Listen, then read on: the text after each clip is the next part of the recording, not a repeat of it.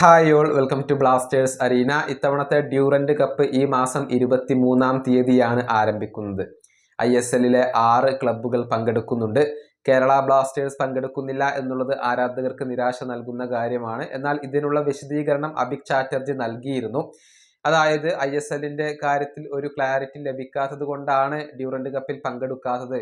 മാത്രമല്ല സാമ്പത്തിക ചിലവ് നമ്മൾ പരിഗണിക്കേണ്ടതുണ്ട് എന്നൊക്കെയായിരുന്നു അഭിക് ചാറ്റർജി പറഞ്ഞിരുന്നത്. പക്ഷെ ഡ്യൂറന്റ് കപ്പിൽ പങ്കെടുത്തുകൊണ്ട് കിരീടം നേടാനുള്ള ഒരു അവസരമാണ് ക്ലബ്ബ് ഇല്ലായ്മ ചെയ്തത് എന്ന ആരോപണങ്ങൾ ആരാധകർ ഉയർത്തുകയും ചെയ്തിട്ടുണ്ട്. ഈ വിഷയത്തിലുള്ള തങ്ങളുടെ നിലപാട് മഞ്ഞപ്പട ഇപ്പോൾ വ്യക്തമാക്കിയിട്ടുണ്ട്. കേരള ബ്ലാസ്റ്റേഴ്സ് ഡ്യൂറന്റ് കപ്പിൽ പങ്കെടുക്കണമായിരുന്നു, അതാണ് തങ്ങൾ ആഗ്രഹിച്ചിരുന്നത്.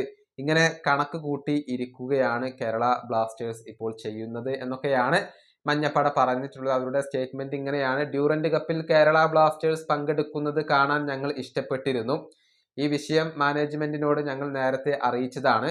പക്ഷെ ചില ക്ലബ്ബുകൾ മത്സരിക്കാൻ തീരുമാനിക്കും, ചിലർ അങ്ങനെ കണക്കും കൂട്ടിയിരിക്കും. ഇതാണ് ഇപ്പോൾ മഞ്ഞപ്പട തങ്ങളുടെ സ്റ്റേറ്റ്മെന്റ് ആയിക്കൊണ്ട് പുറത്തിറക്കിയിട്ടുള്ളത്. അതായത് കേരള ബ്ലാസ്റ്റേഴ്സ് പങ്കെടുക്കാത്തതിലുള്ള ഒരു അമർഷം രേഖപ്പെടുത്തുകയാണ് അവർ ചെയ്തിട്ടുള്ളത്.